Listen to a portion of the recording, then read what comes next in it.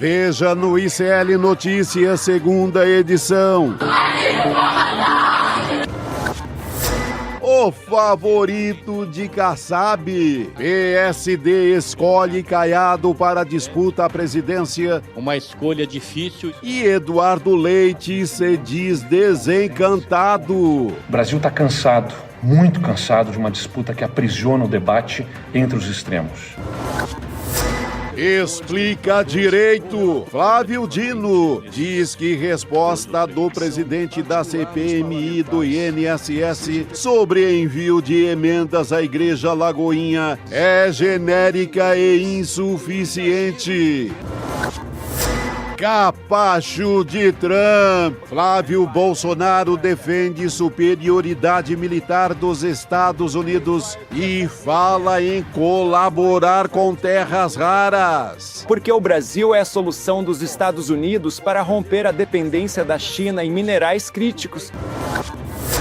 Delírios e contradição. Trump elogia negociações com o Irã, ao mesmo tempo que ameaça explodir usinas no país. O ICL Notícias, segunda edição, está no ar.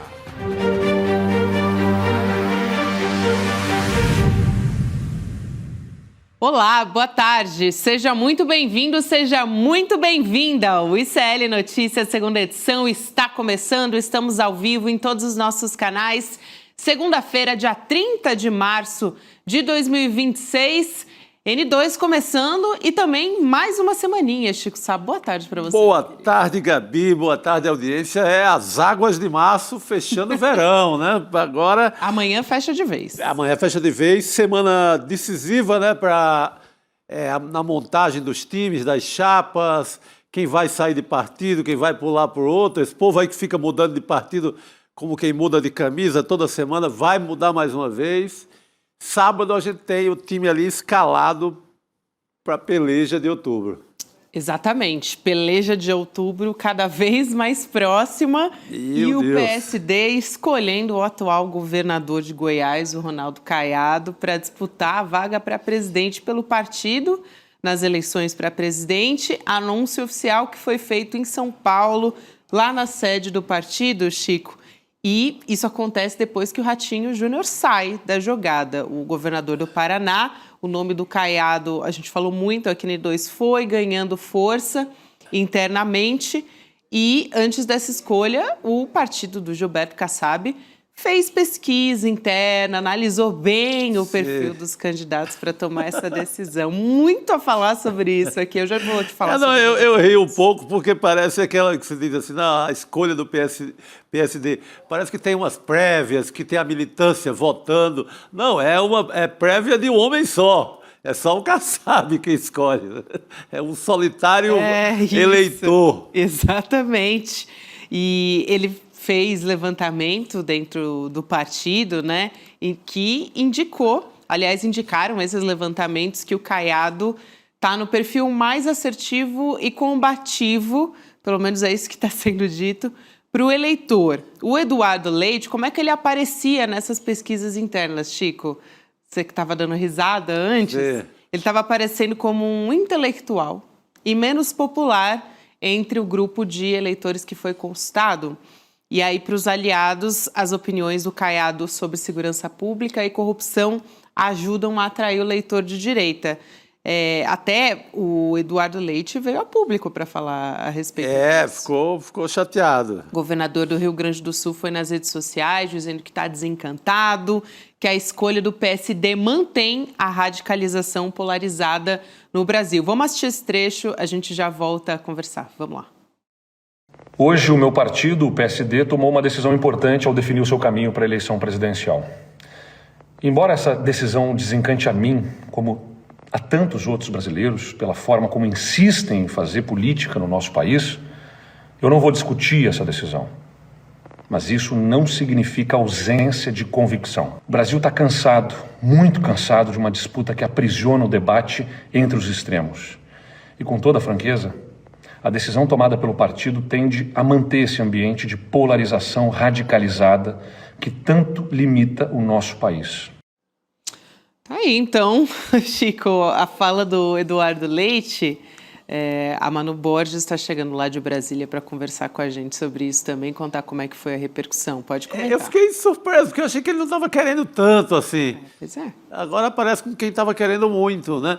Mas a prévia de um homem só, né, Manu, que é o Kassab, é um só eleitor que escolhe, já decidiu. Muito bom. Manu, boa tarde para você. Olá, muito boa tarde, Gabi, Chico, todo mundo aqui conectado no N2. Eu acompanhei o discurso do Ronaldo Caiado, agora há pouco, que falou no evento em São Paulo, e ele trouxe vários recados nesse discurso, né? Primeiro, ele disse que a polarização não é um traço da política nacional, e sim sustentada por políticos que se beneficiam dela. Disse que ele é a saída para pacificar o Brasil e que pretende anistiar, se for eleito, todos aqueles que foram condenados no julgamento da trama golpista, inclusive Jair Bolsonaro. Falou também que ele tem um perfil mais moderado, olha só, que ele, por isso, tem mais de 80% de aprovação na sua gestão entre os moradores do estado de Goiás. E outro recado direto para Flávio Bolsonaro. Ele diz: quem for eleito vai saber governar, administrar o país ou vai ter que aprender sentado na cadeira, já dando o tom de como é que será aí essa corrida ao Palácio do Planalto nesse ano, né? A gente se pergunta se realmente Caiado vai bater em Flávio Bolsonaro, vai atirar pedras no telhado de vidro de Flávio, e a gente vê que parece que sim, porque ele tem interesse em conquistar os votos que são do bolsonarismo, né? Que estão sendo aí herdados pelo Flávio Bolsonaro. Então, é uma terceira via que hoje tem menos de 4% das intenções de voto. Então, vai ter que comer muito arroz e feijão para tentar aí dissolver essa polarização que hoje impera no país. Exatamente, vai ter que comer muito arroz com piqui, ou galinhada com piqui, que é a comida boa lá de Goiás e Goiânia. Mas assim, ele caminha numa mesma faixa, né, ideológica, de pensamento do Flávio. Pois é. Os dois têm o mesmo pensamento em relação a quase todas as questões, né? É aquela coisa, aquela direitona bruta, ignorante, que não tem nada a propor, né? Nunca fizeram nada para o país, é contra a classe trabalhadora, vai, de qualquer um dos dois vem aí arroxo ou em previdência, colocando a aposentadoria ali por 250 anos, porque o Temer já jogou por ali 65, 70, porque o Temer arma uma arapuca ali para você se aposentar hoje. Eu digo isso porque eu estou nessa luta aí, para você se aposentar fazendo conta quanto trabalhou, junto com a experiência, não sei o que, você sofre. E a principal já medida anunciada pelo lado bolsonarista, pelo Flávio, é mais um arroxo na Previdência, e também todo e qualquer economista ligado ao Flávio tem alardeado também que tem que dar um jeito no salário mínimo, que está subindo demais. O Caiado a mesma coisa. Então, essas duas candidaturas, elas não são para quem quer melhoria do trabalhador, da classe trabalhadora. São aquela velha ladainha da segurança pública, bandido bom é bandido morto, sem novidade alguma. Aliás, Chico, lá dentro da base do governo, essa percepção já está muito clara e eles estão vendo isso como uma chance de afetar de uma maneira ruim o desempenho do Flávio Bolsonaro, né? Porque sim, aí se divide essa votação. O Caiado, em algumas posições, ele está mostrando até um perfil mais bolsonarista do que o próprio Flávio Bolsonaro. Sim, você tem razão. Né? Então, isso é uma percepção ali da base do governo Lula, né? da base do governo, e eles acham que o Eduardo Leite teria mais potencial de atrair os eleitores do centro do que o Ronaldo Caiado. Depois, mais para frente, a gente até vai falar sobre algumas declarações que o Caiado deu hoje publicamente. Está até sendo mais enfático do que o próprio Flávio Bolsonaro sobre a anistia. Então, a Manu pode falar sobre como é que estão os corredores de Brasília sobre isso também. Mas é isso, né? No fim das contas, o governo está achando que pode favorecer a candidatura do presidente Lula, né? Esse anúncio, Manu. Perfeito, Gabi, é exatamente esta análise que o Planalto faz nesse momento, que a consolidação dessa pré-candidatura de Ronaldo Caiado vai promover um racha na extrema-direita, porque é sim um candidato, um possível candidato, pré-candidato, que está muito mais ligado à extrema-direita do que ao centro.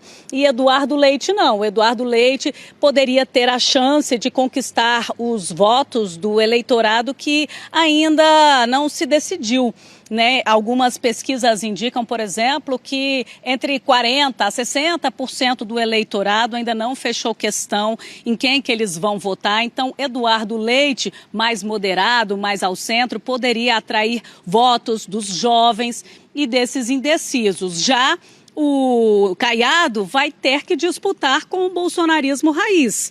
Vai ter que disputar lá com Flávio Bolsonaro. Por isso que é essa pergunta que a gente se faz. Será que ele vai puxar o tapete, ele que tem todo esse alinhamento com Flávio Bolsonaro, ele vai partir para o embate na hora que começar a campanha eleitoral? Ou será que ele vai... As tratativas serão mais amenas, vão bater só no Lula, ou isso vai ficar para o segundo turno? Então, ele tem que conquistar os votos do agro, dos ruralistas. Ele vai levantar lá a bandeira da segurança pública, que o governo Lula é deficiente nessa área. Enfim, é essa pergunta que a gente se faz. Será que ele vai bater de frente com Flávio Bolsonaro e possivelmente até também conquistar uma antipatia com os eleitores raiz do bolsonarismo? O que vocês acham? Olha, eu acho que ele vai tentar o espaço para ele aí, com esse discurso, que a única coisa que ele vai bater é que o Flávio Bolsonaro, o que é realidade, não tem experiência alguma no executivo. Também. Nunca governou nada na vida, né? A não ser a mansão dele que ele comprou lá com o dinheiro do BRB em Brasília. O resto ele nunca governou. E as rachadinhas. E as rachadinhas. Nisso ele ali governou o gabinete com o Queiroz no tempo da rachadinha. Mas realmente é um candidato sem experiência alguma. O Caiado, acho que ele vai bater no sentido muito político, sem nenhuma agressão, porque ele também é muito bolsonarista. Assim como o Eduardo Leite fica com esse papo todo aí, de mais moderno, mais ao centro, mas na hora H, no Rio Grande do Sul, nas chances que teve, pulou para o curral bolsonarista no primeiro momento. Não estamos falando em nenhum político progressista também. O povo do Rio Grande do Sul sabe disso. Na hora H, pulou, pegou de mala e cuia para o lado do Jair Bolsonaro. Mesmo o Jair Bolsonaro tendo todas aquelas opiniões, inclusive comportamentais, contra gays, contra as mulheres, com aquela misoginia, com aquele discurso pesado dele, o Eduardo Leite, no primeiro momento, foi se juntar a ele. Então, não estamos falando também de nenhum santo, nenhum candidato moderno, sequer do centro clássico. É um centro ali mais ou menos bolsonarista. Uhum. Agora, tem algumas vezes que aparece o Caiado como terceira via e é de dar risada, né? Porque... aí também não... aí é um pouco a mais. Isso o Eduardo Leite dava para enganar como terceira via. Sim. Agora, o Caiado... O Caiado não dá, né? O Caiado não dá. Talvez é aquilo que a gente está falando, mais bolsonarista que o Bolsonaro. Eu não entendi ainda o que o Kassab... Porque o Kassab sempre tem uma sacanagem na cabeça. Sacanagem política, evidentemente. Então, eu não entendi ainda qual é a sacanagem do Caiado, no sentido de esperteza política, viu, Manu? Você deve estar mais por dentro do que eu, porque sempre tem alguma coisa, tem alguma vantagem, ou ele sabe que a candidatura do Caiado vai fracassar na primeira semana e ele já leva todo mundo para o lado do Lula.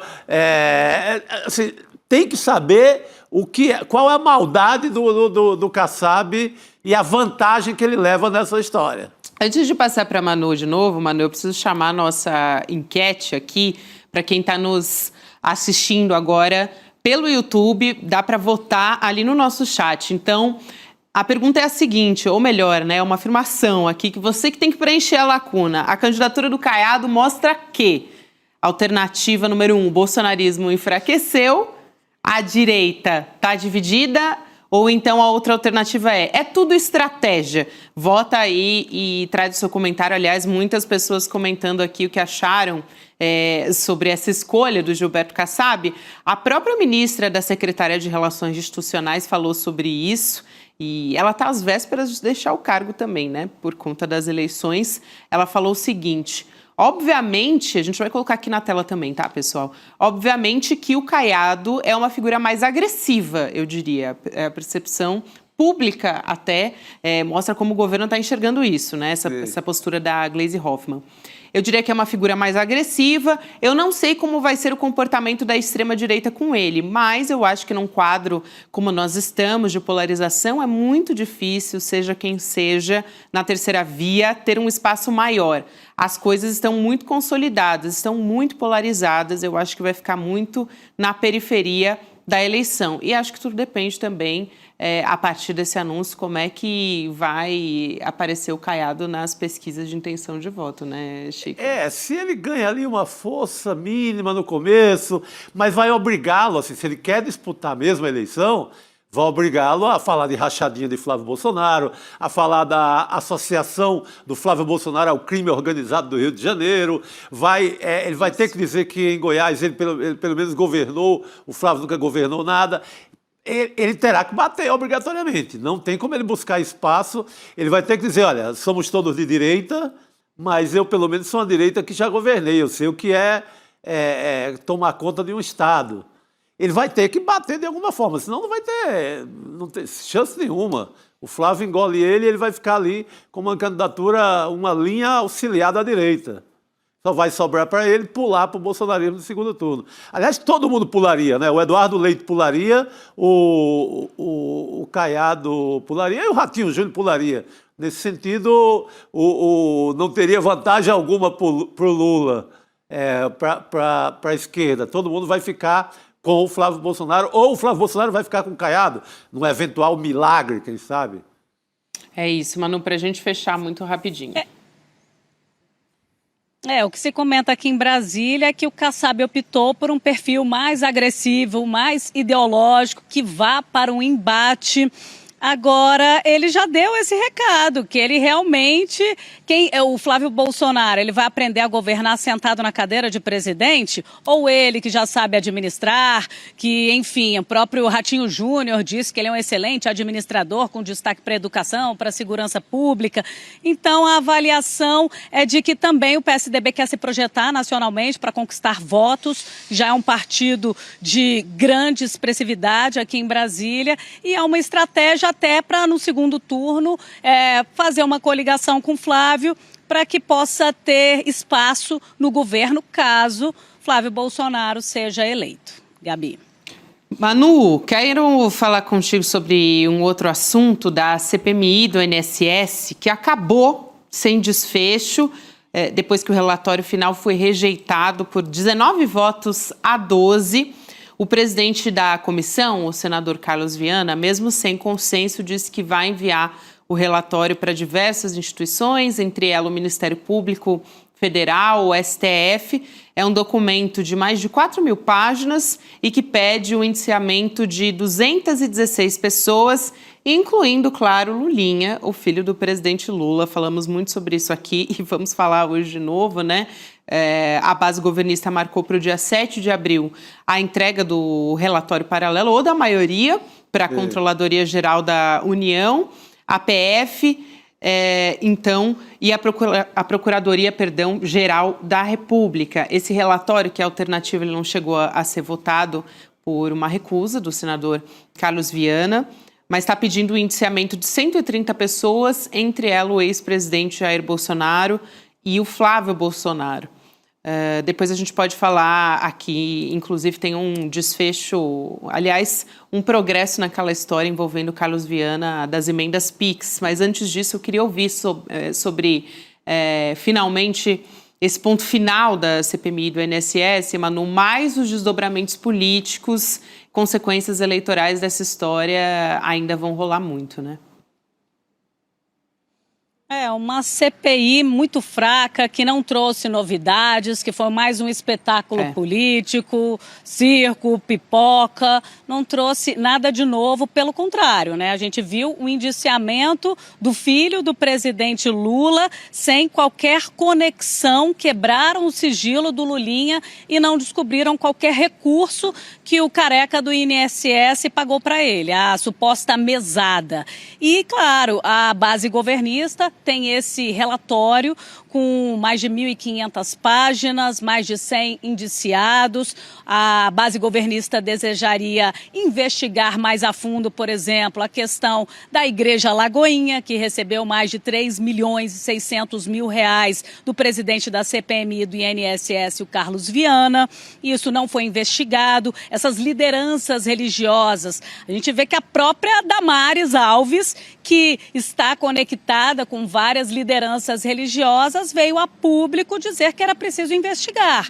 E ela se referia a quem? André Valadão, o Fabiano Zettel, o maior doador de campanha de Jair Bolsonaro e também do Tarcísio de Freitas, e nada disso foi investigado na CPMI do INSS.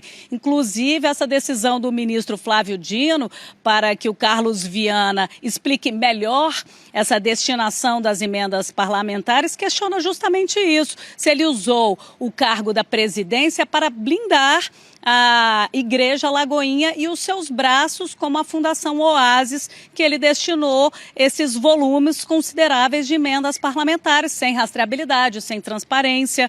Então, amanhã tem até uma coletiva do Carlos Viana, o presidente da CPMI, para trazer aí um balanço dessa comissão parlamentar de inquérito, que pouco avançou e não trouxe novidades para além das que a Polícia Federal já identificou e as provas obtidas pela PF.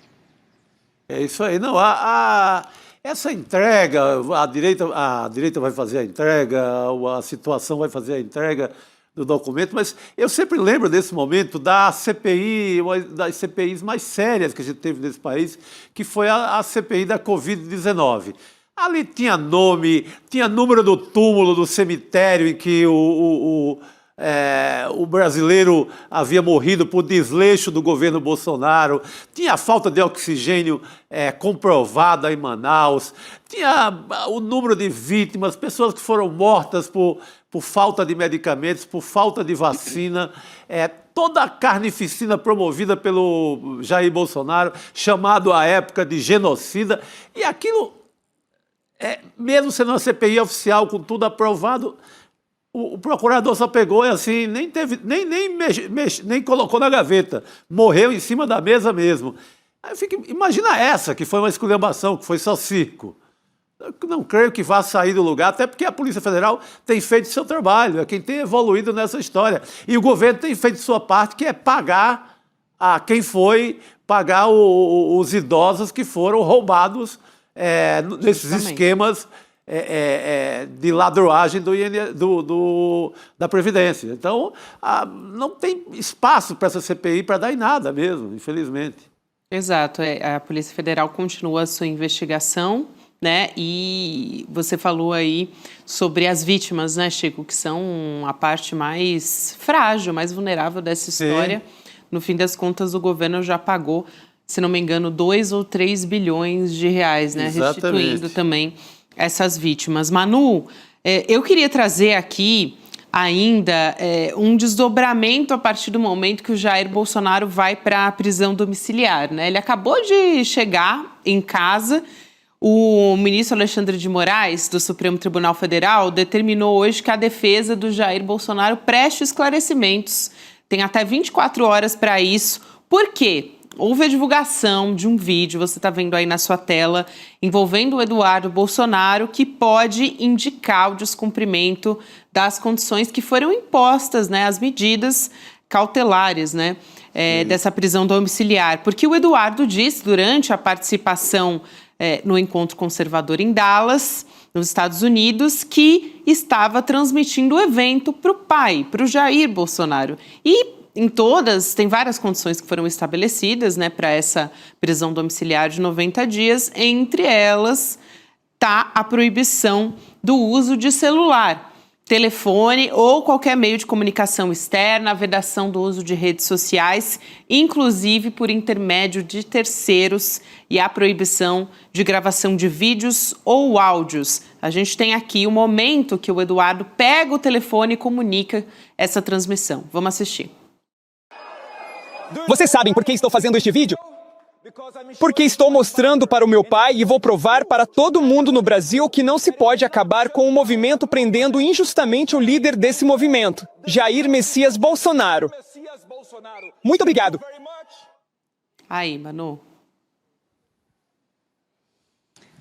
A líder do PSOL, Thalília Petroni, entrou com uma notícia de fato na Procuradoria-Geral da República pedindo para que a PGR entre com uma ação aqui no Supremo Tribunal Federal para que o ministro Alexandre de Moraes revogue imediatamente esse benefício da prisão domiciliar. O vice-líder do PT, Lindbergh Faria, também entrou com outra notícia de fato diretamente aqui no STF, também pedindo a revogação de todas essas benesses. E na ação que a Thalília Petroni provocou a PGR, ela diz ainda que a Michele Bolsonaro tem divulgado uma série de vídeos mostrando e falando sobre a rotina do marido em casa, e isso também violaria, segundo a deputada, essas medidas cautelares impostas pelo ministro Alexandre de Moraes.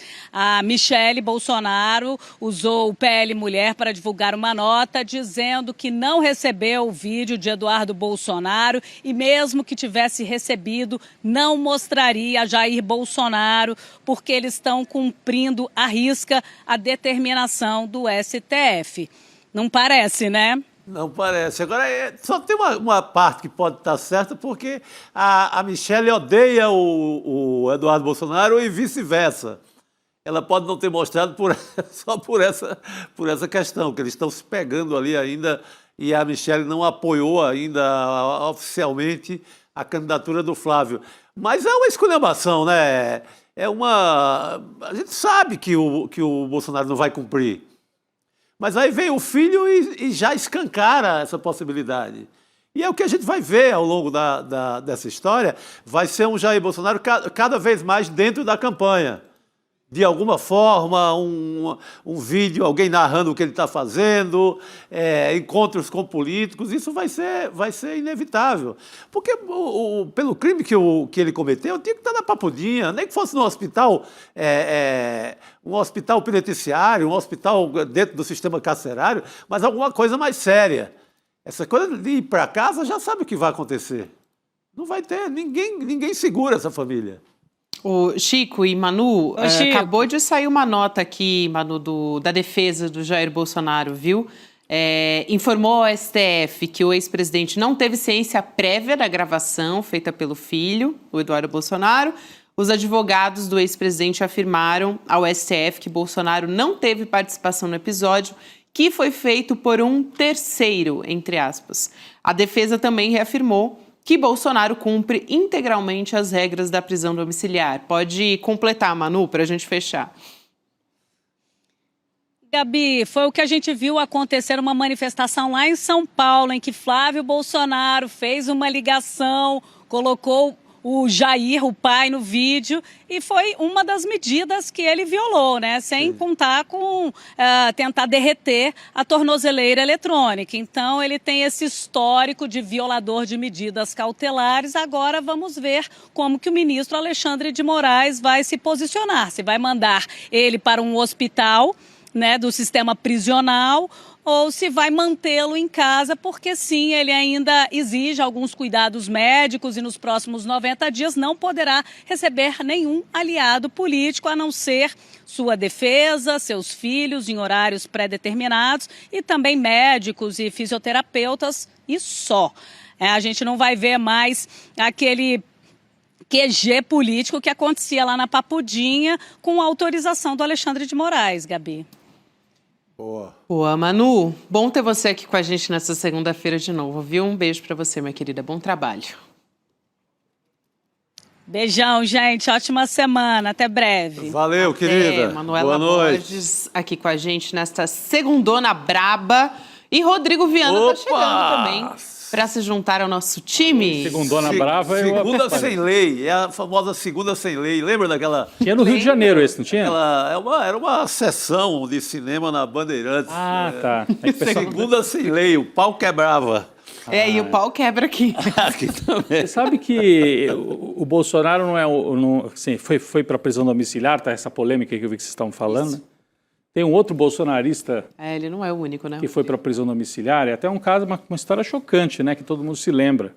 Aquele rapaz que era tesoureiro do PT em Foz do Iguaçu foi assassinado. Ele chamava Marcelo Arruda. Isso. Ele foi assassinado pelo Jorge Guaranho, que era um bolsonarista, um policial, inclusive. Bolsonarista, entrou na festa em Foz do Iguaçu e fuzilou o outro. Foi condenado a 20 anos de prisão e hoje decidiram mandar ele para a prisão domiciliar. O assassino, o bolsonarista, 1 ano de cadeia, já foi para domiciliar.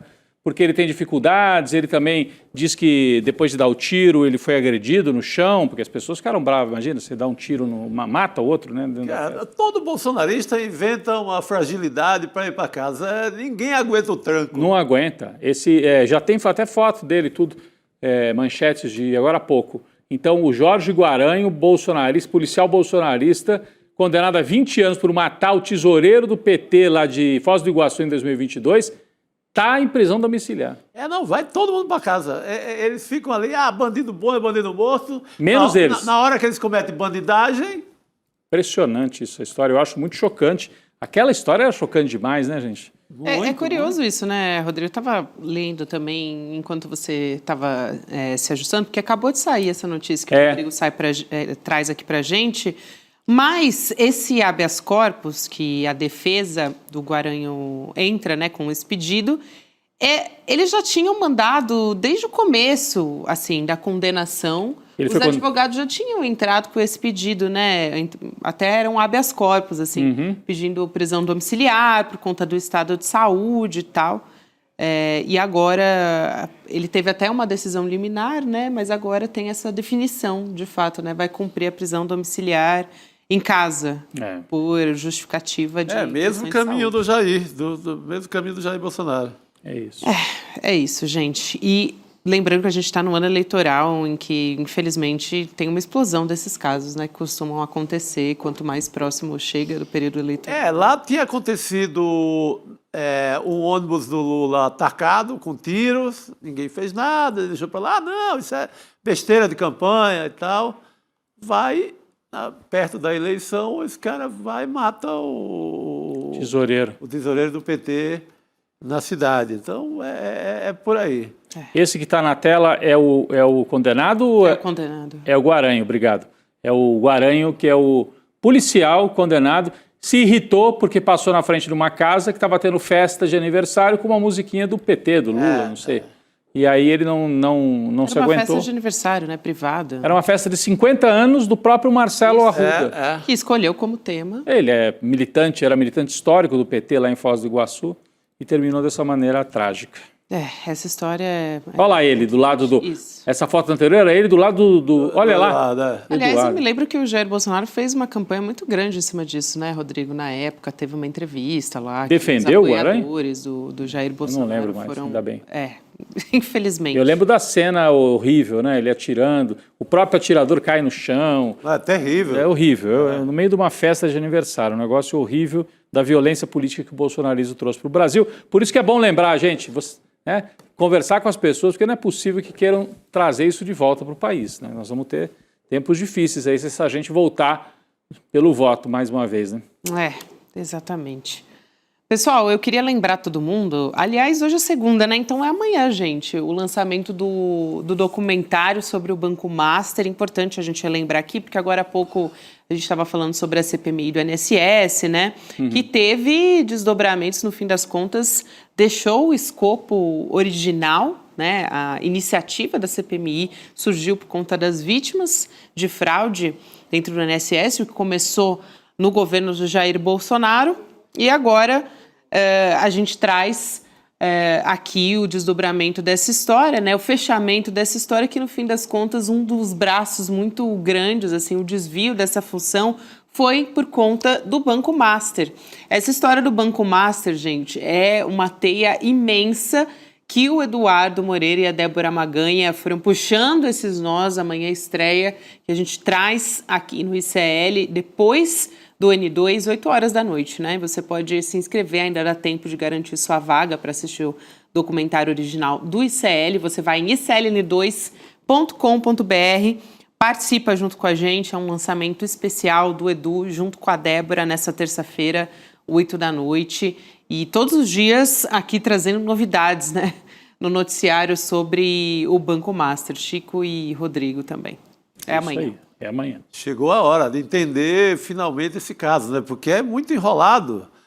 As pessoas ficam perdidas, porque a direita, a mídia, tentaram jogar para cima da esquerda, inclusive com o famoso PowerPoint, que consolida ali na mídia a ideia, tenta consolidar a ideia de que é um caso era o Lula, era não sei o quê, aí sai aquele PowerPoint monstruoso lá na Globo News, que virou até agora a grande marca, assim como a grande mancada da mídia na tentativa de ajudar a direita no momento, mas algo que passa para a história como a edição do debate de 89, já é algo muito marcante. Ou como a ficha falsa da Dilma, né? Lembra, a Folha de São Paulo publicou uma ficha falsificada da Dilma na primeira página, antes da eleição de 2010 também. E o comediante, o humorista, o Paulo Vieira. O Paulo Vieira cita ontem, era ao vivo. A chance de ter que dizer alguma coisa na Globo é quando é ao vivo. É ao vivo, no programa do Hulk, né? Era um troféu dos melhores do ano, e ele vai ali e ele solta a piada do PowerPoint. Assim, ele fala, eu não sou muito bom de PowerPoint porque eu trabalho na Globo. Eu trabalho na Globo, então vão me perdoando aí que eu posso fazer qualquer lambança. Gente. Muito bom, Paulo Vieira. Mas o nosso PowerPoint vai ser um PowerPoint muito responsável. Não. No nosso programa, no nosso documentário. Vai ser. Mas esse caso, Márcio, é tão maluco que sequer a gente sabe. Óbvio que tem o Daniel Vorcaro como, em potencial, é o dono do Banco Master. Mas sabia que pode não ser o dono do Banco Master. Pode ser apenas a imagem pública, a figura, porque gostava de festa, gostava daquelas festas em Trancoso, fazia bem o social, se dava bem com a igreja evangélica lá de BH, a igreja da Lagoinha, tinha um bom contato social. Mas imagina se ficar descoberto que sequer ele era o dono do Banco Master. Rapaz, é isso. E pode ser. É isso aí. Chico, a gente vai virar a nossa página aqui para falar de assuntos internacionais. Rodrigo Viana. Com o nosso querido Jamil Chad, que está a postos aqui para participar no N2 dessa segunda-feira. Jamil, boa tarde para você. Fala, Jamil.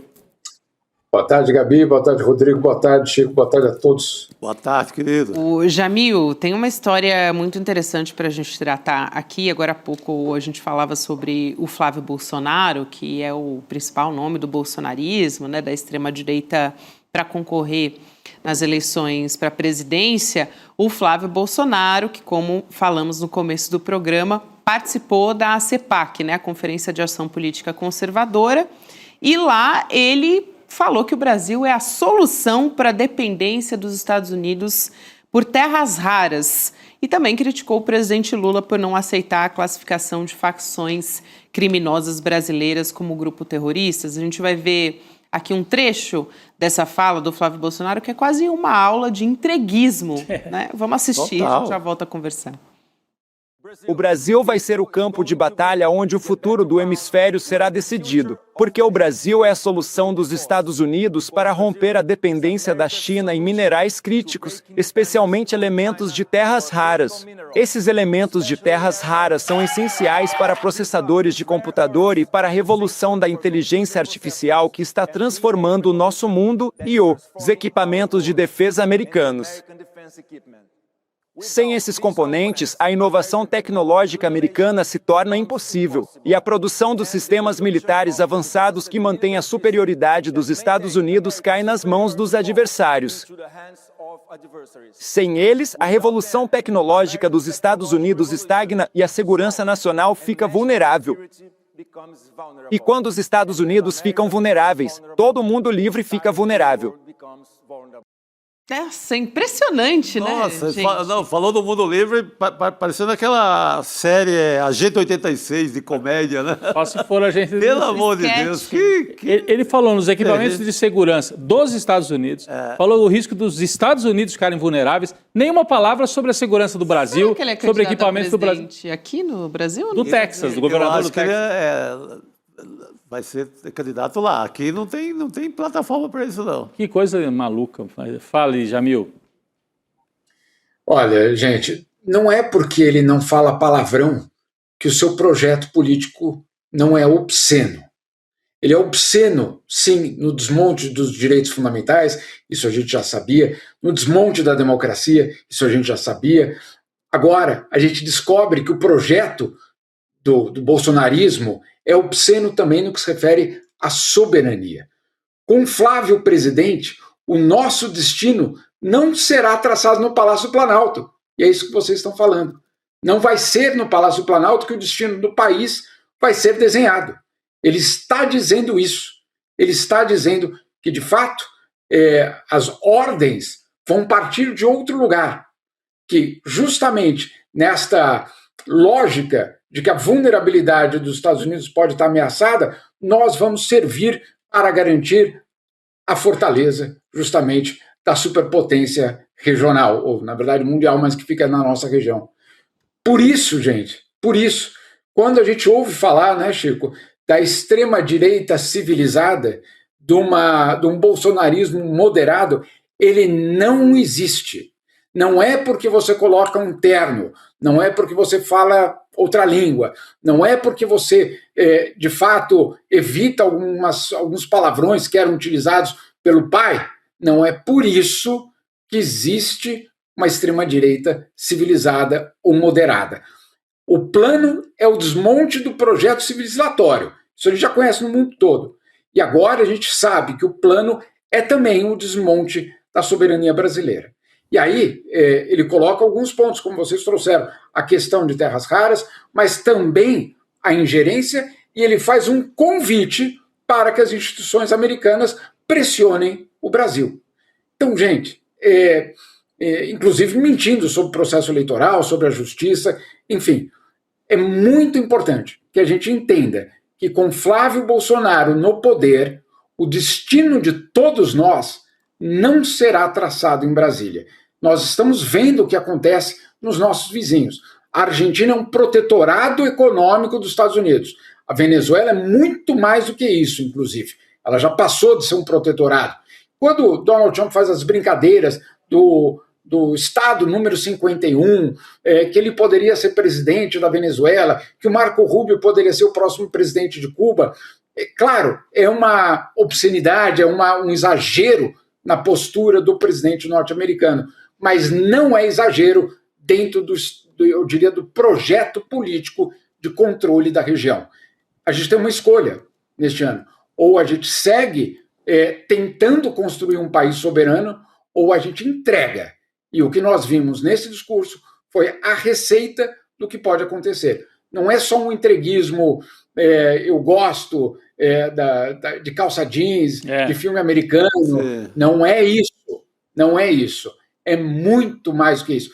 Terras raras, esse é um setor, não é estratégico para o Brasil, é estratégico para o século XXI. Exatamente. Então, nós temos duas opções. Ou a gente vira reserva de mercado norte-americano, que é o que ele está propondo, ou nós barganhamos com o que basicamente descobrimos embaixo da terra, para transformar o Brasil em alguma coisa que possa, no século XXI, dar também as cartas da definição das regras internacionais. O projeto do Flávio Bolsonaro, pelo menos segundo esse discurso dele, é abrir mão da nossa soberania. Agora, me chama a atenção, Gabi, Chico, Jamil, como ele se sentiu à vontade para fazer essa declaração. Porque antigamente os entreguistas entregavam escondido, né? Disfarçavam, né? Para fazer esse tipo de proposta indecente. O Flávio Bolsonaro, não sei se subiu como se diz, né? Subiu no sapato alto antes da hora, subiu nas pesquisas, está achando que pode falar qualquer coisa que está valendo, o mercado vai gostar, mas eu tenho a impressão, apesar do nacionalismo no Brasil já não ser tão forte como foi nos anos 50, na época da Petrobras e tudo, mas tem uma parte do eleitorado brasileiro que também acha que aí já está exagerando, né? Então, eu tendo a achar que ele errou o tom, né? Falou demais, de um jeito muito explícito, antes da hora. A não ser que o mundo tenha mudado de tal maneira que nós tenhamos 55%, 60% de brasileiros que querem virar colônia mesmo. Mas daí nós temos que repensar o que vai ser. Também né? já é demais. Você pegar mesmo em 64, você não tinha nenhum discurso integrista desse tamanho. Não tinha, os generais... Você tinha o Roberto Campos, o avô do Campos Neto.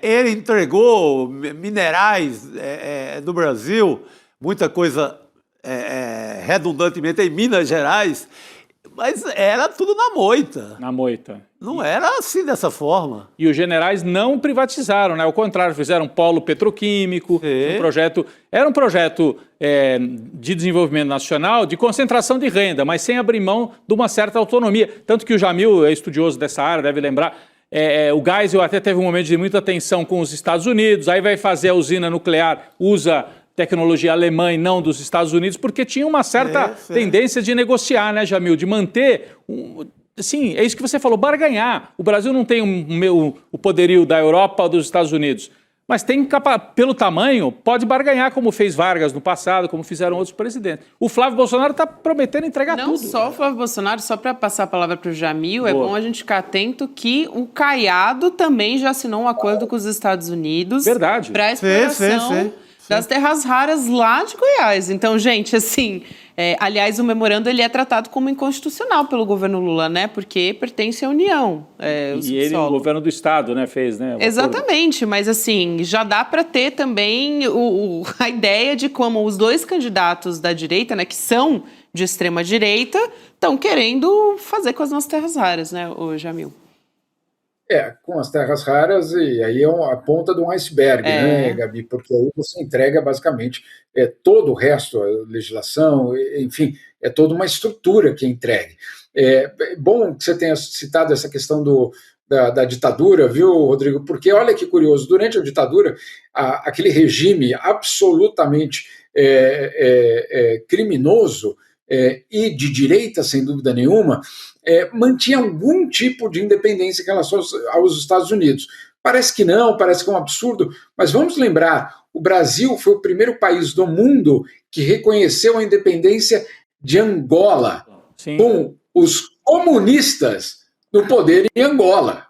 Olha só, claro, ali era uma outra lógica também contra Portugal, enfim, tem uma outra lógica, mas eu fico imaginando hoje, será que o Brasil, sob Flávio Bolsonaro, seria capaz de reconhecer um país comunista num processo de independência? Enfim, é muito simbólico o que fazer essa comparação, inclusive, porque sim, os militares, com todo aquele projeto absolutamente ditatorial, mantinham algum espaço, muito pequeno, mas algum espaço, sim, de autonomia em relação aos Estados Unidos. No que se refere ao Flávio, esse não parece ser o caso. Gabi, você trouxe um ponto fundamental. Caiado, que é o padre Kelman, né, do Flávio, desculpa a analogia. Desculpe, padre. O padre, vamos deixar só no padre. Ele, basicamente, ele já testou as águas. Ele fez um acordo justamente com os americanos. É muito estranho esse acordo, porque, inclusive, ele não é público, tem vários problemas muito sérios. Um deles é isso que você falou, as terras são da União. Como é que você pode fazer um tratado, eu até já publiquei isso, um tratado entre um Estado da Federação e um outro país sobre algo que está em terras da União para exploração, ou seja, nada a ver, absolutamente inconstitucional. Tem mais, Gabi. Um dos pontos que a gente sabe desse tratado prevê que os norte-americanos farão um mapeamento das reservas no estado de Goiás. Como? De que forma aconteceu que um Estado da Federação Brasileira basicamente deu o direito a uma outra potência de fazer o mapeamento dos nossos recursos naturais? Então é muito sério o que está acontecendo. Eu insisto, o que o Flávio Bolsonaro fez nos Estados Unidos foi uma sinalização muito clara. Agora, eu também concordo com o Rodrigo que ele corre riscos. Tem um risco, e aí é curioso, Rodrigo, porque não é a oposição que diz que é um risco. Os próprios membros do governo norte-americano dizem, olha, a nossa experiência nesse último ano e meio é que o candidato que se aproximou demais de nós perdeu a eleição em casa. Verdade. Né? Então, olha só aqui, vamos só mostrar alguns exemplos. Um deles muito claramente, que caminha aí para uma situação inesperada, é o sucessor do Petro na Colômbia, que não vinha bem. Né? E aí o que aconteceu? A pressão norte-americana na Colômbia catapultou basicamente o candidato do Gustavo Petro. A eleição ainda não aconteceu, mas muita atenção, porque parece que aquele que estava morto basicamente na eleição ressuscitou. No Canadá aconteceu exatamente a mesma coisa. O Carney é hoje primeiro-ministro porque Donald Trump resolveu entrar na disputa eleitoral contra ele. E aí os canadenses foram lá e puniram Donald Trump. Agora, na Dinamarca, na semana passada, os socialistas tiveram um resultado ruim, etc., em comparação ao seu histórico, mas voltaram a ganhar. Por quê? Porque os dinamarqueses deram uma surra, basicamente, em Donald Trump por conta da Groenlândia. E assim por diante. Ou seja, se abraçar a Donald Trump nem sempre é um resultado muito positivo. Talvez seja por isso que nós estamos vendo muitos os candidatos bolsonaristas falando muito de Donald Trump, mas Donald Trump ficando muito em silêncio, pelo menos por enquanto. Então, não é que a química está rolando com Lula, mas talvez que o cálculo tenha mostrado, olha, quando a gente aplicou aquele tarifaço, quando a gente foi atrás do Alexandre de Moraes, etc., deu ruim. Não deu, a popularidade do Lula subiu. Então, vamos recalibrar isso. Então, não tenhamos nenhum tipo de ilusão aqui. O governo norte-americano quer a extrema-direita no Brasil, principalmente uma extrema-direita que fale, como o Flávio fala, obscenidades sem palavrões. Jamil, foi importante você ter falado isso. Eu queria trazer aqui mais um trecho da fala do Flávio Bolsonaro criticando o presidente Lula e o BRICS por não quererem, né, usar o dólar como moeda de referência em todas as transações. E aí o Flávio Bolsonaro defendeu o direito dos Estados Unidos classificarem também organizações criminosas brasileiras como terroristas. Aliás, foi um trabalho que o Itamaraty fez, né, para, enfim, eventualmente não ter uma ingerência dos Estados Unidos contra o nosso território. A gente tem também outro trecho da fala do Flávio Bolsonaro que a gente vai assistir agora. Vamos lá. Mais chocante de tudo, ele usou um pesado lobby com certos conselheiros dos Estados Unidos para impedir que os 2 maiores cartéis de drogas do Brasil fossem classificados como organizações terroristas. Sim, até mesmo de acordo com um artigo do New York Times publicado ontem, o presidente do meu país faz lobby com a América para proteger organizações terroristas que oprimem o meu povo, lavam dinheiro e exportam drogas e armas para os Estados Unidos e para o mundo. Eu estava aqui também olhando a aparência do Flávio Bolsonaro, mas ouvindo também essa parte das organizações criminosas, né, como terrorismo. Que é uma discussão que gerou muita preocupação, na verdade, aqui do governo Lula, né? Enfim, porque poderia eventualmente permitir que os Estados Unidos fizessem algo parecido com o que aconteceu na Venezuela, né? Que, enfim, chegaram lá, sequestraram o Nicolás Maduro e em nome do petróleo, na verdade, né? Nesse caso. Mas o Nicolás Maduro ele foi acusado de fazer parte. No primeiro momento é sempre isso aí, acusado de narcotráfico. Acusado de narcotráfico. Eu acho que abriria espaço, por exemplo, para eles fazerem uma intervenção na fronteira amazônica, né, para botar um pé na Amazônia. Não precisava nem ir direto contra o presidente Lula nesse caso, mas falar assim, olha, tem muito tráfico passando aqui pela Amazônia, nós vamos... Tem Comando Vermelho e tem, é verdade, na Amazônia, eu já estive lá no Acre, por exemplo, tem nos rios, né, são rotas. Então vamos colocar uma base dos Estados Unidos, vamos bombardear aqui a fronteira do Brasil com a Colômbia, né, enfim. Pode ser uma... Vai além. Fala, Jamil. Rodrigo, vai além, porque esse cenário que você está trazendo, que é dramático, ele é, vamos dizer assim, um cenário mais, diria, o pior cenário possível.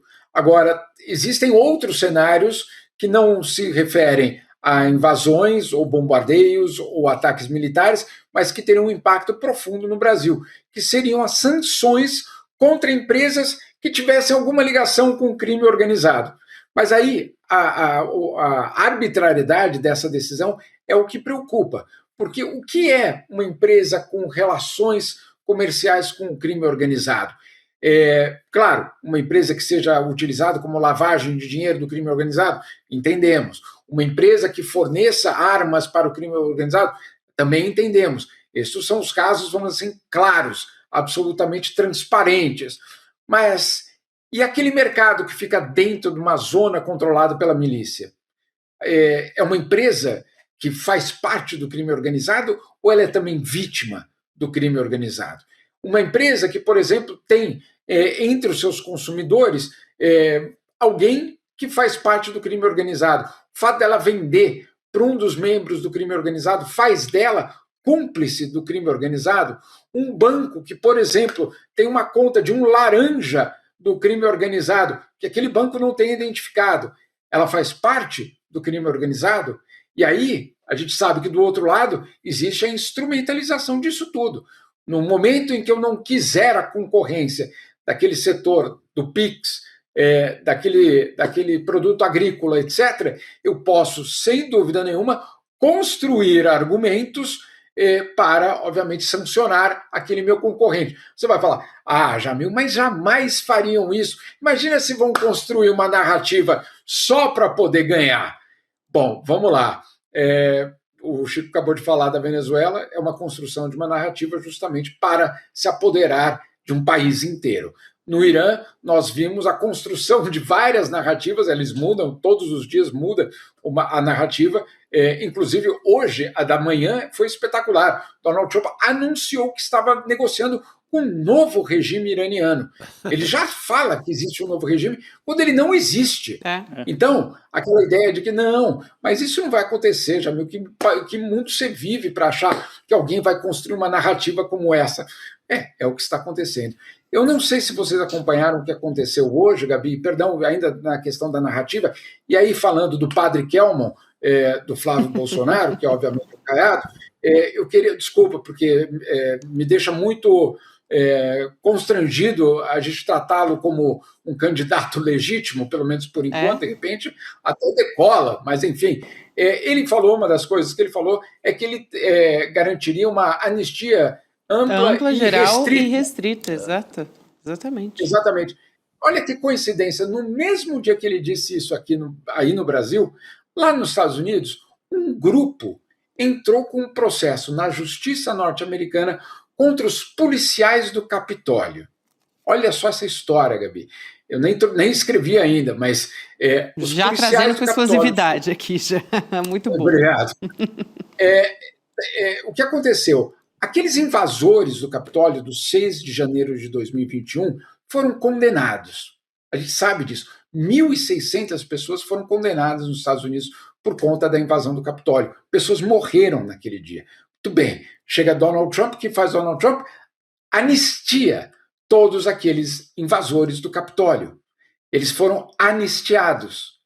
E agora, depois da anistia, qual é o próximo passo? Os anistiados estão agora acusando o Estado de ser o violador dos seus direitos pela violência que os policiais utilizaram naquele dia 6 de janeiro. É impressionante a história. É impressionante. Anistia não é pacificação. Exatamente. Anistia é transformar justamente aqueles criminosos no grupo que vai dizer, e está dizendo, nós estamos do lado certo da história, foram vocês, o Estado, que violou os nossos direitos. Isso, gente, não é um relato, não é uma historinha, não é uma ficção que eu estou contando, é algo que aconteceu hoje. Então, quando o Caiado fala de anistia, ele está abrindo a porta, sim, para que essas pessoas eventualmente sejam reconduzidas às suas vidas normais, etc., mas também abre a possibilidade para que haja o quê? Vingança. É isso que está acontecendo nos Estados Unidos. Eu não descarto que isso também possa acontecer no Brasil com Flávio Bolsonaro ou o Padre Kelmon como presidente. É tipo quando a gente ignora as red flags, né, como se diz na modernidade, né, mas que são os sinais vermelhos, né, diversos. A gente já imaginava até que teria, a gente teve o 8 de janeiro, mas que seria uma situação parecida com os dos Estados Unidos, né, com a dos Estados Unidos. Então, olhando mais uma vez para esse precedente, ainda assim a gente vê um candidato que está super à extrema-direita. A gente estava falando sobre isso, né, Chico? Um pouco antes do Rodrigo chegar também, sobre como o Caiado ele está fazendo uma sinalização quase assim, ou na mesma medida, ou um pouquinho mais até, do que o próprio Flávio Bolsonaro. Assim, ele está realmente se mostrando um candidato da extrema-direita. Assim. Ele nunca desceu daquele cavalo branco lá de 89, né? Ele continua naquele cavalo branco ridículo. Da UDR. Da UDR, que ele foi candidato em 89. Então é um candidato perigoso mesmo. Perigosíssimo. Ele é orgânico da extrema-direita no Brasil, né? Sempre foi. Então olha a situação que nós temos, né? O Lula, uma coalizão aí de centro-esquerda, e aí você tem dois candidatos da direita em que nenhum dos dois tem compromisso com a democracia. Isso é que é o perigo. Porque se estão prometendo anistiar quem tentou golpe de Estado, significa que são dois candidatos que não têm compromisso com a democracia. Então nós estamos numa situação realmente, é o fio da navalha, é um jargão, é um chavão e tal, mas é aí que nós estamos andando, Gabi.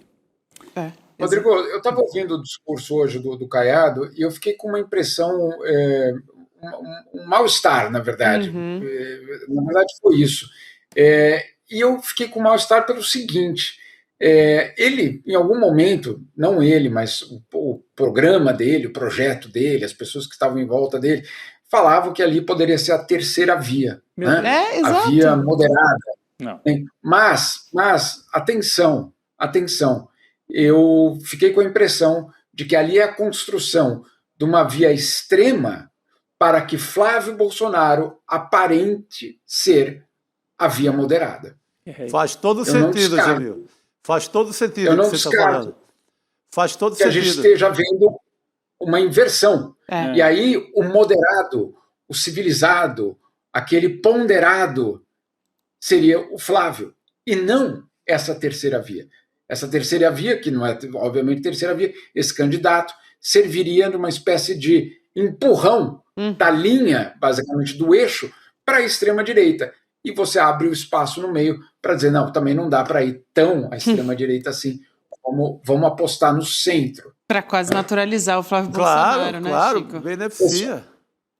Mas eu espero muito que eu esteja completamente errado e que tenha sido só um mal-estar passageiro.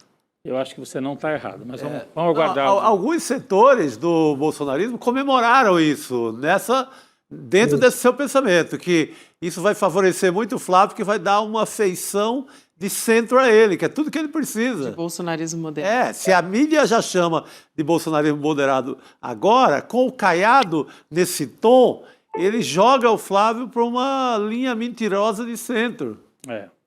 Isso é algo para se ficar muito, muito atento. Jamil, obrigada por ter você aqui com a gente, também por estar tão atento a isso. Precisamos estar muito atentos. Obrigada. Valeu. O tempo todo, caso contrário, a gente vai ver manchetes por aí normalizando o entreguismo. Já estão normalizando, muitas. Obrigada, Jamil. Seguimos aqui, viu, gente? Isso é assim... liguem o alerta de vocês, com certeza isso é muito importante. Quero lembrar vocês, hoje é segunda-feira, tem Chico Pinheiro Entrevista. Vamos retomar aquela entrevista que foi brilhante com a nossa querida Denise Fraga, uma atriz genial. Vamos assistir um trechinho da conversa dela com o Chico? Vamos lá. Eu vejo amigos meus tão interessantes, falando, olha o que eu postei, olha o que eu postei, olha o que eu postei, eu escrevi assim, ó, olha o que eu postei. Você fala, ai, que vergonha, um pouco, porque é um orgulho, a gente está sendo fomentado nesse orgulho da nossa opinião, olha o que eu falei, olha o que eu disse, olha o que eu escrevi, olha o que eu escrevi. Olha... Escrevo logo, posto logo existo, né? Posto logo existo, é muito louco, né? Aí a gente vai assistir hoje, logo depois do N2, coladinho junto com a gente, às 7 horas da noite, essa conversa do Chico Pinheiro com a Denise Fraga. E um beijo para o nosso queridíssimo Chico Pinheiro. Chico Pinheiro. Tá. Estamos sabendo, Chico, estamos sabendo de tudo. Um beijo para você. Estamos com saudade de Chico Pinheiro. Vamos voltar a falar sobre a pré-candidatura do Ronaldo Caiado à presidência da República, né? Pelo PSD, o escolhido do na prévia do Caiado. O Caiado vai lá, ele vai com ele mesmo ali tomar um cafezinho no Palácio dos Bandeirantes, onde ele trabalhava até a semana passada. E ele reúne ali o ego, o superego, tudo, mas tudo só ele. E escolhe sozinho. Porque ele sabe, né? Ele tentou dar um ar de prévia que havia uma disputa. Gente, mas é ele e o cafezinho dele, ninguém mais. Nunca sabe, né? O partido está na mão dele. Vamos aqui trazer o trechinho. O Jamil adiantou aqui para a gente essa fala do governador de Goiás, né, sobre a anistia ampla, geral e restrita, e focando, claro, no Jair Bolsonaro. A gente tem o trecho, a nossa equipe separou dessa fala, a gente vai assistir e já volta com o nosso convidado. Vamos lá. Meu primeiro ato vai ser exatamente anistia ampla, geral e restrita. Eu vim com esse objetivo, de realmente pacificar o Brasil. Ao anistiar todos, inclusive o ex-presidente, eu estarei dando uma amostra que, a partir dali, eu vou cuidar das pessoas. Felipe Pena já apareceu num excelente olha a Bruna, a gente já entrega, chama o Pena já com o Caiado assim na cara dele. Pô, sacanagem, hein? Professor, bem-vindo. O Felipe, que é jornalista, professor da UF. Mais uma vez, um prazer te receber. Boa noite, gente. Pois é, né, Chico? Que cartão de visitas, assim, tem que ouvir o Caiado de cara já. É isso aí. Não sei se você estava aqui nos bastidores, viu, Felipe? A gente falava agora dessa fala com o Jamil e ele trouxe uma análise interessante. Eu acho que eu queria trazer o Felipe para essa conversa, para essa mesa redonda com a gente. Ele falou sobre, talvez, o Caiado se colocando como mais à extrema-direita que o próprio Flávio possa construir uma imagem de que o Flávio Bolsonaro é o cara moderado. O que você acha dessa análise, Felipe? Eu ouvi a análise do Jamil, acho que é uma análise bem coerente, bem interessante. Eu tenho uma certeza e duas dúvidas. A certeza é de que o Caiado ele vai ser linha auxiliar do Bolsonaro. Como ele vai ser essa linha auxiliar é que eu ainda tenho algumas dúvidas. Porque ou ele será justamente aquele que vai radicalizar mais o discurso para que o Caiado, para que o Flávio Bolsonaro pareça mais ao centro, como disse o Jamil, ou ele será aquele que vai, nos debates, sustentar a escada para o Flávio Bolsonaro poder, né, brilhar. Vai ser uma espécie de Padre Kelman versão 2026. Talvez seja as duas coisas. Né? Talvez ele faça exatamente as duas coisas. Ele se coloque mais radical para que o Flávio pareça um cara de centro, coisa que a gente sabe que ele não é, e ele funcione como o Padre Kelman. Nas duas circunstâncias, a gente tem uma dobradinha aí da direita e da extrema-direita para tentar isolar o Lula, o que é muito preocupante, porque se a gente pegar os candidatos nanicos que estão aí se lançando, eles também estão no espectro da direita. Então, na prática, naqueles debates que com 4, 5 candidatos que pontuam, ou que tem uma bancada, que é o que a lei diz, a gente vai ter um massacre de debates só com um único candidato de centro-esquerda, que é o Lula. A gente não vai ter debates harmônicos, não vai ter nenhum debate civilizado. Isso é uma pena. Por outro lado, Chico, eu lembro do último debate em que Lula participou junto com o Caiado. E acho que o Caiado deve ter péssimas recordações desse debate, né? Naquele debate, o Caiado implorou para que o Lula fizesse uma pergunta e ele respondeu: quando você chegar a 3%, eu pergunto para você. Eu não sei se vocês se lembram disso. Lembro sim. Né? A candidatura de 89. Né? Exatamente. 89, exato. Em 89 aquilo foi uma surra. Então eu nem tenho medo da candidatura Caiado, que eu acho que é uma candidatura que realmente não prospera. Não vai a lugar nenhum, não vai passar desses 5, 6%. Né? Quando ele fala que vai dar anistia ampla e restrita, ele está querendo puxar, obviamente, o eleitorado bolsonarista. Mas o eleitorado bolsonarista já tem dono, né? E o dono tem o sobrenome Bolsonaro, isso já está muito consolidado. E a própria Faria Lima já meio que consolidou o nome do Flávio Bolsonaro também, não vai haver divisão na direita. Então, em última instância, é isso. O Caiado é uma linha auxiliar do Flávio Bolsonaro nessa eleição. A maneira como ele vai proceder sendo linha auxiliar é que pode variar.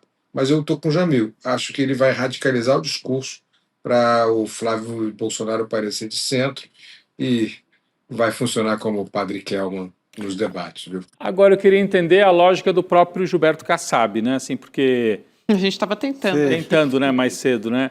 Porque se ele tenta ficar ali para negociar com os dois lados, aqui ele bota um candidato claramente para a direita.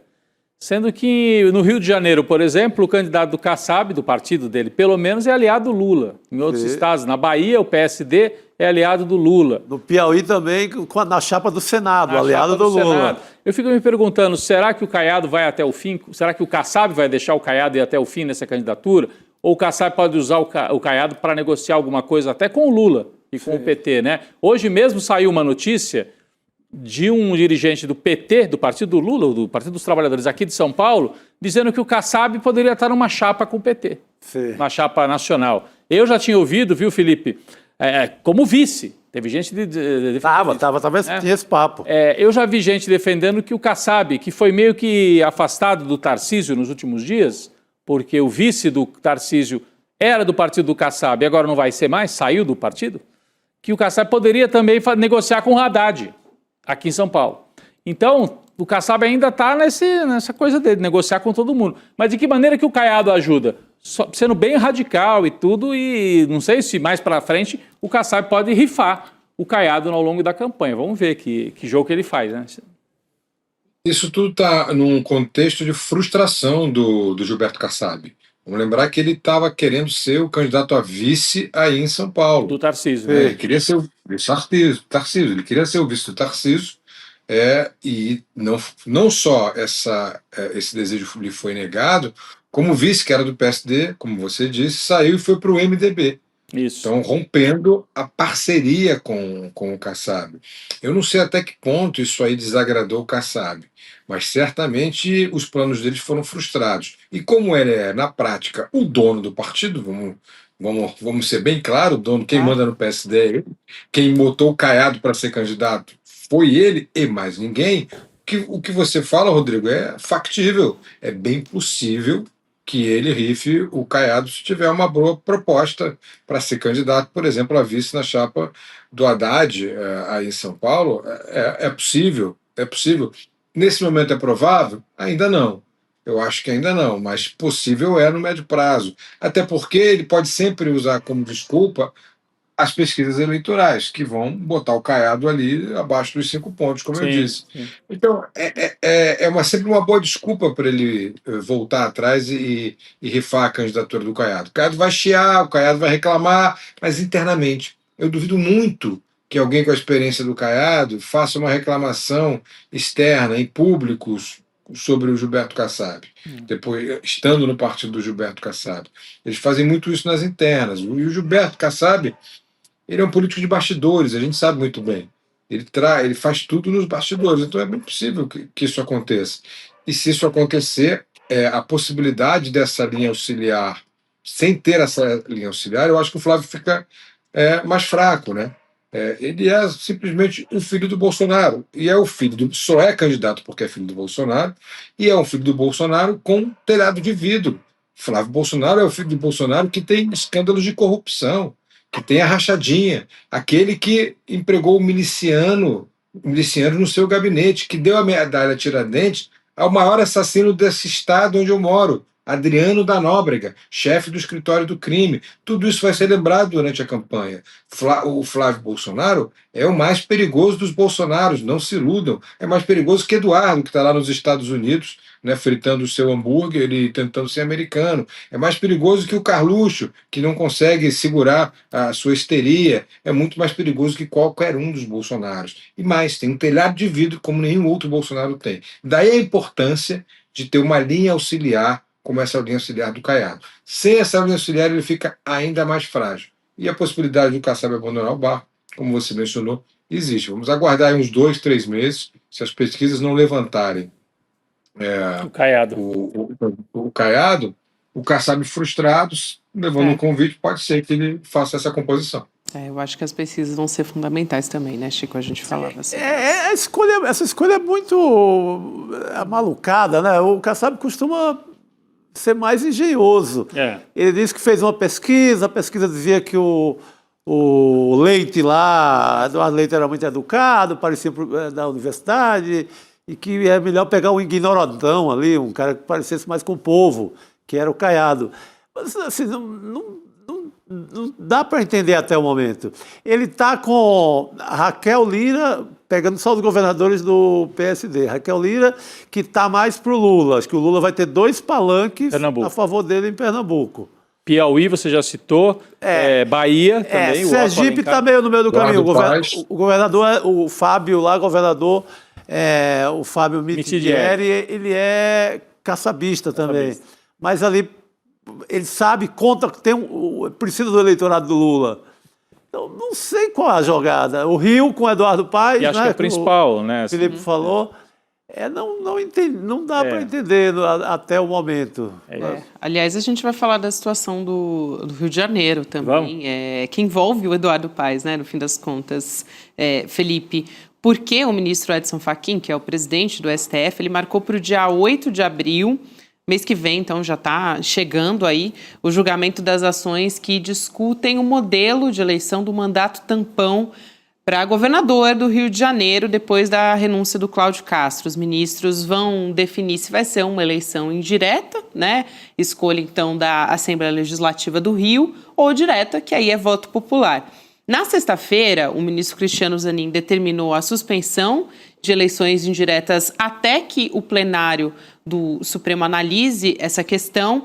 Essa decisão foi tomada depois que o PSD acionou o Supremo pedindo por eleições diretas. O PSD, né, partido do Eduardo Paes, seria pré-candidato também ao governo estadual e disse que aceita concorrer para esse mandato tampão se for realmente uma eleição via voto popular. Para os ministros que defendem essa eleição direta, né, a escolha popular, isso se justifica diante dessa manobra que foi feita, na semana passada a gente falou sobre isso, né, foi no final da semana, pelo grupo dos apoiadores do Cláudio Castro. Eles estão tentando se manter no controle do Estado no fim das contas, né? Sim. Enfim, e aí tudo isso tem uma interferência, tem um risco de interferência de grupos políticos em um momento em que está se avizinhando a eleição, né? Enfim, então tudo isso tem um peso sobre essa decisão do STF agora. Agora eu fico com uma dúvida. Eles vão decidir no dia 8 de abril, isso, certo? Dia 8 de abril, o Supremo se reúne, o plenário, e decide eleição direta, indireta e com quais regras, né? Se for direta, vai ser curioso, né? Porque nós vamos ter 2 eleições em seguida na sequência, com os mesmos candidatos, porque vai ser o Eduardo Paes contra o candidato bolsonarista, que deve ser esse Douglas Ruas, né? Que tentou assumir a presidência da Assembleia. E acho que se for, favorece o Eduardo Paes. Mas é curioso, né, Felipe? Eu não sei como é que as pessoas estão vendo aí no Rio de Janeiro. Seriam, em 6 meses, 2 eleições diretas, né? É algo inusitado para o governo. É por aí mesmo, será? Acho que sim, viu? Eu acho que sim, e a gente tem que observar 2 coisas. Primeiro, o Palácio Guanabara se transformou no escritório principal do crime no Rio de Janeiro. E passando pelo governador do estado, pelo presidente da Assembleia Legislativa, o ex-presidente, o Bacelar, que foi preso pela segunda vez na última sexta-feira, os próprios deputados do PL que o apoiam. A gente tem aqui muitas dúvidas sobre como o Comando Vermelho e de que maneira o Comando Vermelho penetrou no poder público do Estado do Rio de Janeiro. Estamos falando do Legislativo e do Executivo. Eu nem vou mencionar o Judiciário, porque as informações são desencontradas, mas a gente aqui tem certezas sobre o envolvimento do Poder Legislativo e do Executivo com o crime organizado. Sem falar nas milícias, né, Rodrigo? As milícias do Rio de Janeiro, que sempre estiveram ao lado da extrema-direita. Aqui eu acabei de mencionar a medalha Tiradentes que o Flávio Bolsonaro, quando era deputado estadual, deu ao Adriano da Nóbrega, o principal miliciano, o maior assassino desse estado. Então, para responder a tua pergunta, eu acho que a população, em primeiro plano, ela está vendo isso. Está vendo que a violência no estado do Rio de Janeiro está diretamente ligada a esse grupo político. Isso está ficando cada dia mais claro. Por outro lado, eu sei que vai cansar muito duas eleições diretas, se houver uma manifestação a favor pelo STF. A previsão é que seja no final de junho, começo de julho, e aí teríamos outra em outubro, né, 3 meses depois, mas seria a solução mais pacificada para isso. Porque se depender da Assembleia Legislativa, nós vamos continuar com esse grupo político criminoso no Estado. Né? Foram 45 votos a favor do Douglas Ruas. São 70 deputados na Assembleia Legislativa, ou seja, precisariam de 36, tiveram mais 9. Então, vão continuar elegendo um governador que defenda esses interesses. Então, eu acho que vai ser a decisão mais concreta, a decisão menos ruim, né? Porque por mim, eu acho que deveria continuar o desembargador, o presidente do tribunal, até o fim, e aí faria essa eleição. Mas como isso não é possível, né? Não é possível legalmente mesmo, né? Pelo jeito, ou tem uma eleição indireta ou direta, e pela Constituição é direta, porque ele renunciou no prazo maior do que 6 meses. Então a eleição tem que ser direta. E além disso, é necessário, porque senão esse grupo criminoso continua no poder, Chico. Isso seria um desastre não só para a eleição, é um desastre cada dia que esse grupo permanece no poder. Claramente há provas de que eles estão envolvidos com o crime organizado. E eu falo de milícias e de tráfico de drogas, não há uma dicotomia entre eles. Aqui a gente chama de narcomilicianos, inclusive. Esse é o termo para se falar em milícia aqui, porque comercializa o mesmo produto que o tráfico de drogas no Rio de Janeiro. Exatamente. Não, e esse grupo com o governo, faria do governo do Palácio um comitê de campanha, com todo o dinheiro, porque eles perderam a vergonha de vez. Então, ficaria uma máquina na mão da bandidagem para disputar uma eleição. Perigo total. Dinheiro do tráfico, vivo. Sim. Vamos ver como isso vai se decidir, né? É isso. Eu queria trazer ainda mais uma história. A gente tem falado muito sobre questões relacionadas à educação, né? Eleição chegando, e esse é um tema importante nos estados. Aqui em São Paulo já falamos muito sobre isso, no Paraná também. Tem um caso de doutrinação violenta em escolas militares, gente. Crianças marchando, entoando o grito com menções a espancamentos, tortura e morte. O vereador de Florianópolis, o Bruno Ziliotto, foi quem apresentou uma denúncia para o Ministério Público de Santa Catarina por apologia à violência por parte de uma escola preparatória militar. A gente tem um exemplo aqui dessa violência e vamos assistir.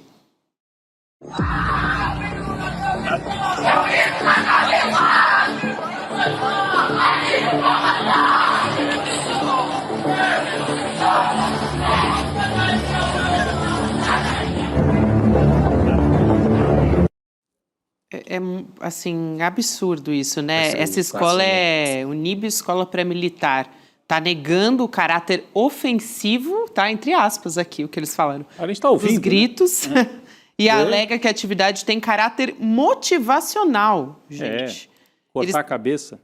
Eles dizem que tem como objetivo desenvolver disciplina, condicionamento físico, resistência, trabalho em equipe, e principalmente valores como respeito, hierarquia e Respeito? Gente, respeito assim, de verdade. Qual era a frase que tinha na frente do campo de concentração mesmo? A frase famosa? Mas era trabalho, O trabalho, né? O O trabalho liberta. Então deve ser nesse sentido aqui, valores desse tipo, né? Assim, mas é algo miserável, né? Um negócio miserável isso aqui. Negócio. Fala, Felipe.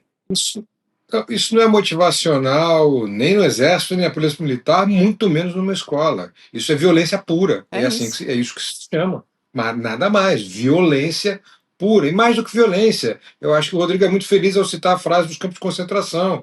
É uma frase nazifascista. É uma atitude nazifascista. E não existe isso. Não existe pedagogia nazifascista. Existe o nazifascismo. Isso. Pedagogia nazifascismo é um oxímoron, não existe isso. O que a gente está tratando é de pessoas com pensamento fascista dirigindo escolas. Vocês percebem o quão perigoso é isso?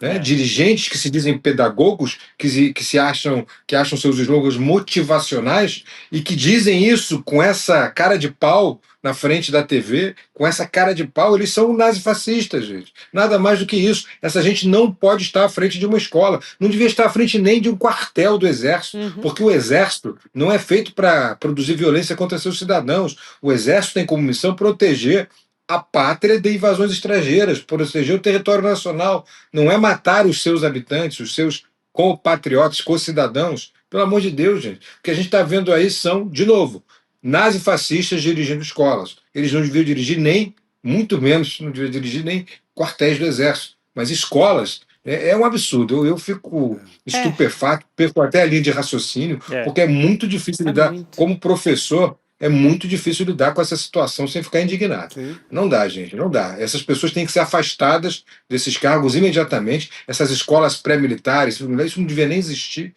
mas em existindo, tendo gente lá dirigindo, não pode ficar esse tipo de gente. Tem que ser punida e retirada dos seus cargos. Se não for feito, a gente corre o risco de ter uma sociedade que é, aspas, pedagogicamente ensinada a ser nazifascista. Estão entendendo o que é isso? O risco, o perigo que é isso? É disso que a gente está falando. Desculpe a indignação, mas fica difícil. Muito bom, Felipe. A única resposta possível é a indignação, Felipe. Está coberto de razão. Um prazer te receber aqui no N2. Obrigada. Obrigado, meu amigo. Beijo, gente. Até a próxima. Valeu, querido. Até a próxima, querido. Um abraço. Realmente, esse vídeo é realmente assim de revirar o estômago. De revirar. A gente assistir por aqui. Eu queria trazer o resultado da nossa enquete, pessoal. Vou trazer o resultado. Relembra aí a enquete, Gabi, como é que foi? Candidatura de Caiado mostra que temos as seguintes opções. O bolsonarismo enfraqueceu, 14% diz isso. É a menos votada. A direita está dividida, 37%. E aí, a mais votada é tudo estratégias, 50%. Faz mais sentido. Foi muito que a gente conversou aqui. Eu acabei não votando porque me distraí. Eu votei.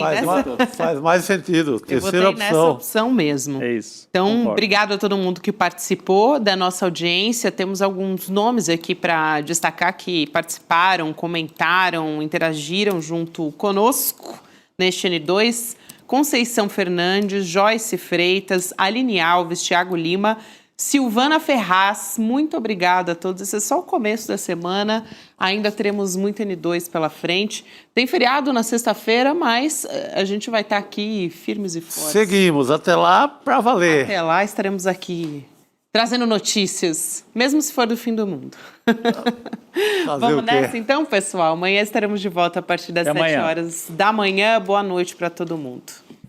É amanhã, turma, terça-feira, 8 horas da noite, o documentário que a gente fez sobre o Banco Master. Você não pode perder, porque pela primeira vez a gente vai explicar de verdade o que esse golpe tinha de tão especial, diria até inédito, e fez com que tantas pessoas perdessem tanto dinheiro. Todos os dias, as principais notícias do Brasil e do mundo direto no seu WhatsApp, com informação de qualidade e sem fake news.